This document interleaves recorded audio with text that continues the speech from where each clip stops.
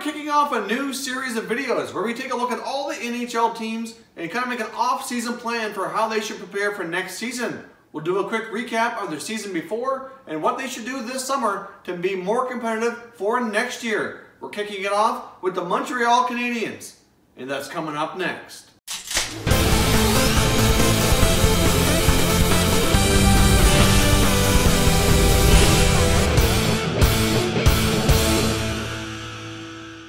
Hey everyone, and welcome back to another video here at Top Shelf Hockey. If you're new to the channel, thanks for stopping by. We review and discuss all 31 NHL teams. So if you're a huge hockey fan, consider subscribing and clicking the bell so you don't miss anything. So as I mentioned off the top, today we're doing a new series of videos where we're going to take a look at all the NHL teams. We're going to do like a season recap and make an off-season plan for what these teams should do during this off-season to try to be better and more competitive for next year. So we're going to kick things off here with the Montreal Canadiens. So obviously this was a disappointing year for the Habs. They did not do nearly as well as they were hoping after last season where they did much better.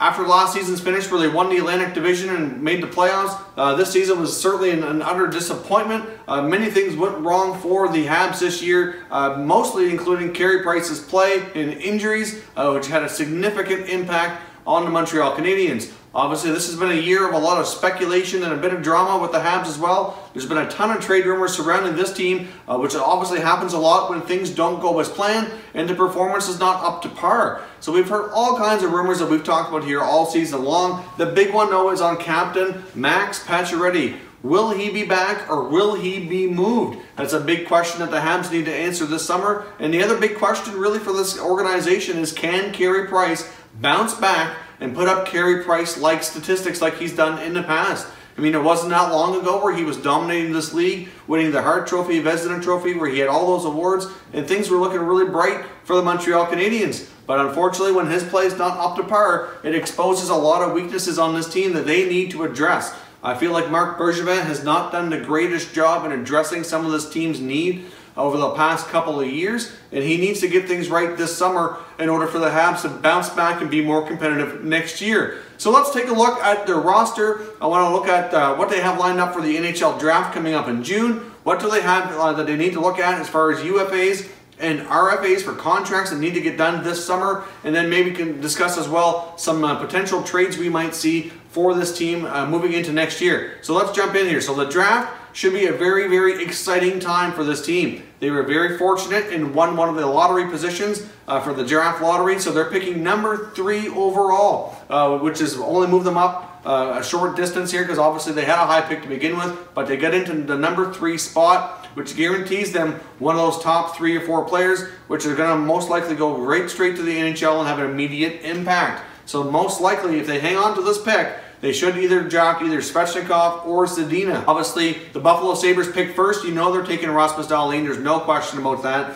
The number 2 pick belongs to the Carolina Hurricanes. So obviously, they're more likely going to take Svechnikov, but they may opt to go with Zadina. Either way, one of those 2 guys are going to the Hurricanes, and the Habs are most likely getting the player that's not taken by Carolina. So either way, they're getting an immediate top 6 forward who can put up a lot of points and provide a lot of offense. So either way, it's going to be a huge help to this team moving forward. The only unfortunate part is that regardless of who they take, they're more likely going to be a winger, not a center iceman, which is something they also desperately need, but we'll jump into that here momentarily. But the Habs are stacked with draft picks this year. A lot of the deals they made during the season and at the trade deadline really helped them accumulate a lot of draft picks. So we might see some other deals at the draft. I wouldn't be surprised to see Bergevin be very active. Obviously, he's a lot of needs to address with this roster. They need some center icemen. They could use some help on the back end as well. Their defense is not playing up to par. So they need to make some moves, and draft picks often come in handy in helping facilitate that. Now, like I said, they have 10 picks overall. They have the number 3 overall pick. They have 4 second-round picks. They have their own and 3 others that they've accumulated through trades that they've made during the season. They have their own 3rd-round pick. They also have 3 4th-round picks and a 5th-round pick. So they have 10 draft choices altogether, with a pile of them being in the 2nd round. I've seen some speculation about maybe the Habs being tempted to trade that number 3 overall pick. Personally, I don't think that's something they should do. They're going to get a potential high scoring winger with that choice, which could be franchise altering. I'm not sure they're going to be a franchise player.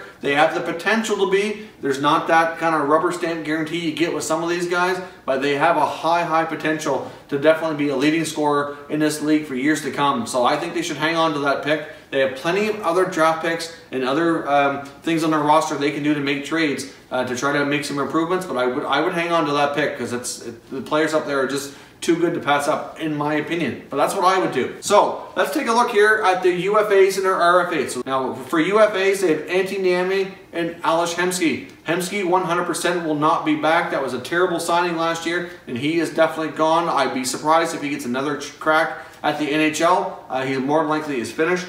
Antti Niemi, on the other hand, played pretty decent for Montreal. He bounced around quite a bit on waivers back and forth, a bunch of teams this past year before he landed in Montreal. Montreal seemed to be the place where he actually performed the best. So could they bring him back? It is possible. I think it's unlikely. They did sign Charlie Lindgren to a 3-year extension. So they have Lindgren signed for only $750,000 for the next 3 years. So that is a really bargain contract for a backup goalie who has some potential to keep getting better and challenge Price for some more ice time. So really, if you think about the mega contract that Carey Price has kicking in this year, the $10 million contract, the fact that they have their backup signed for $750,000 and who has played pretty decent when given the opportunity, I think more than likely Niemi leaves and Lindgren is the full-time backup next year. That's how I see the goaltending going for the offseason. So personally, I don't think they need to address goaltending in the offseason. They can stick with what they have, but they need to hope that Carey Price can bounce back and have a better year. That is of the utmost importance. He is a super important player to this team, and if he can't bounce back, then things may not get much better, even if they can improve other areas. Now let's take a look at the overall salary cap situation here before we jump into the defense and forwards. Right now they have 20 players under contract for next year with a cap hit of $61.687 million. With the salary cap projected to be around $80 million next year. I mean, it could be a little bit more, but let's just go with a safe number of $80 million. That obviously gives them around $18.3 million in flexibility. As I mentioned, the two guys that are UFA likely aren't coming back, but they do have some RFAs to sign. That list includes Philip Deneau, Daniel Carr, Jacob Delarose, and Logan Shaw. Now, they don't have to qualify all these guys. They can choose not to, and they can become UFAs and leave via free agency. But I would think at least 3 or 4 of these guys are probably going to get a new contract, but none of these guys really have played well enough to deserve much of a raise. Logan Shaw, hard to say if he gets qualified or not. I mean, they picked him up later in the season. He may, but either way, none of these guys are going to get long-term deals for sure. If any of them are qualified, it's probably only going to be 1 or 2 year contracts.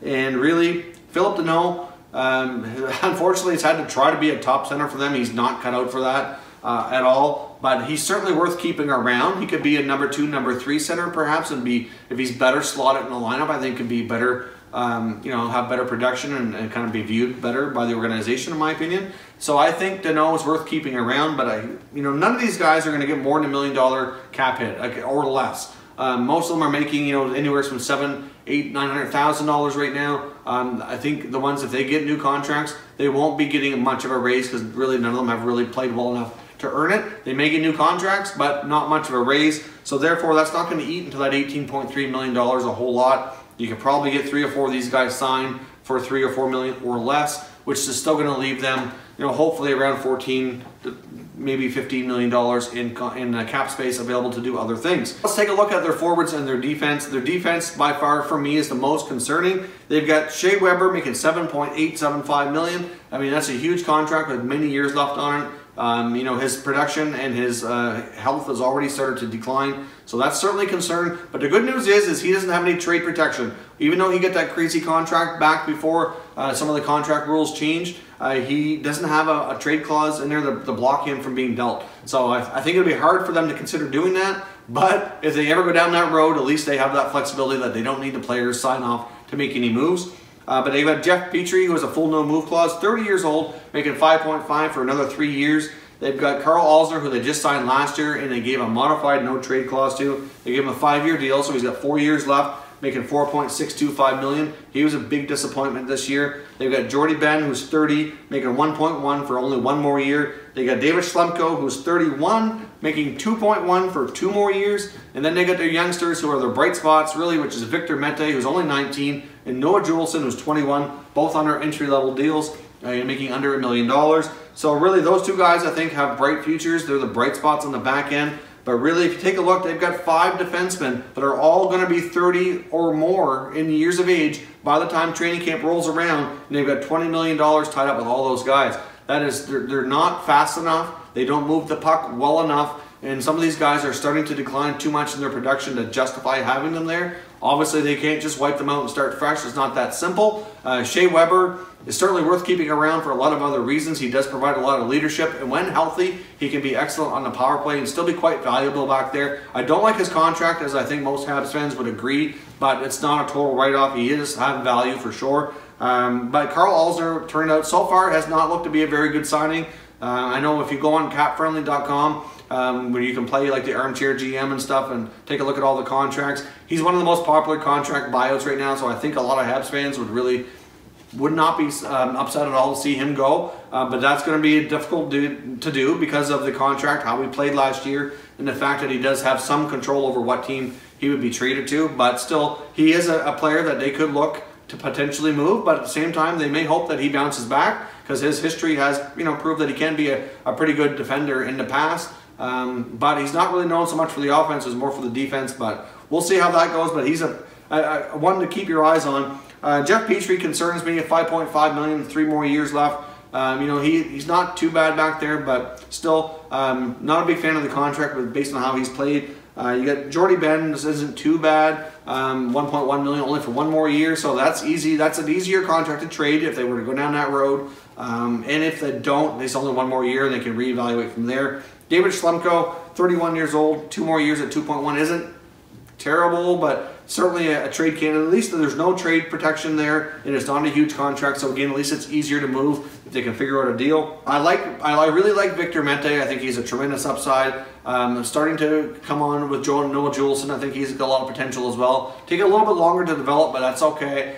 So those two, I think, have bright futures. I think Shea Weber still has value should he be able to bounce back. Even Jeff Petrie's not too bad, but Alzner, Ben, and Schlemko for me are the one. They just haven't played well enough. They don't have the speed and the puck moving ability. They need another defenseman back there who can really move the puck. So if I'm Marc Bergevin, I'm looking for a top 4 puck-moving defenseman, and I'm trying to shed some salary here in the back end. It might prove to be difficult, but he's going to do what he can, even if it considers maybe doing a buyout on one of these guys to open up a roster spot. If you look at Ben or Schlemko, at least a buyout wouldn't be too much for too long, so they wouldn't have a cap penalty to capitalize there for too long. So that would be a little easier to do than a Petrie or an Alzner. I think they'd be content to hang on to Petrie for a little while. Especially where he does have trade protection, and he does have value. Like offensively speaking, he can be one of the better guys back there. So hard to say what they do, but they need another puck-moving defenseman, and they need to try to shed some salary from that aging group of guys who can't move the puck very well. That's my opinion on the Habs D.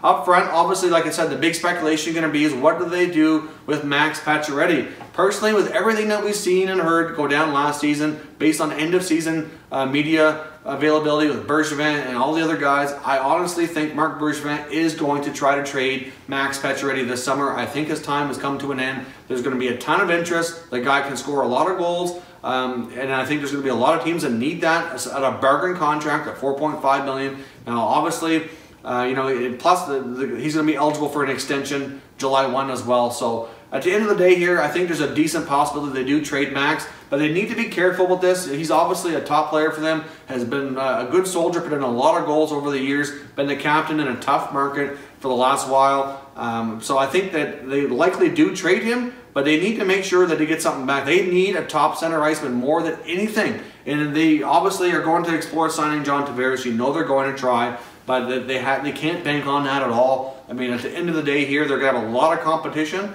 And I'm not sure, nobody really knows for sure what Tavares wants to do. I know they're going to want to speak with them and they're going to try to get this right, but they have to have plans B, C, and D in place. And to be honest, there's not much else out there on the free agent market for center icemen that they can really go after that would really be a huge help to this team. So if the John Tavares signing does not come through, they're going to have to explore it via trade, and Pacioretty is the one guy that can probably bring them that plair. If they get Pacioretty maybe with one of their D-men, move out and then maybe bring a contract back like a center iceman, that's not so bad. I mean, if you take a look at their top 6 for next year, what it could look like, obviously your top 6 forwards are going to include 2 center icemen, 4 wingers. You know, they already have guys like Jonathan Drouin who can be a solid winger. You get Brendan Gallagher. If they hang on to Alex Galchenyuk and let him play on the wing and actually keep him in one place and let him develop, then maybe he could be a solid winger. Plus, they're getting, like I said, either Svechnikov or Zadina at the draft. Those could be your top 4 wingers. You need center icemen to play with those guys, and you need some puck-moving guys on the back end to get them the puck to be able to provide some offense. It's just that simple. I mean, it's simple to say what they need. It's not going to be simple for Bergevin to accomplish that, but that's what they need to do. At the end of the day here, Bergevin, if he's going to trade Pacioretty, he needs to get it right, and he needs to get a center iceman. So that's my take on what Montreal needs. They desperately need a center iceman. I know they're going to target Tavares, but they need to have plans B and C in place should that not happen, because that's going to be very, very tough to do. They can't bank on that at all. Obviously, we have a lot of teams to go through here. There's 31 teams. This is the video number 1 of this series. So leave some comments down below. I want to hear from you in a couple different ways. Number 1, I want you to tell me what you think of the Habs and what they need to do. If you agree with my assessment and what their plans should be for the offseason. And I also want to hear from you, what teams do you want me to see to do next? If you're new to the channel, I hope you consider subscribing. We cover all 31 NHL teams. There's plenty of content here for all hockey fans to enjoy. So if you're new, consider subscribing. As always, thank you very much for watching, everybody. We'll catch you next time.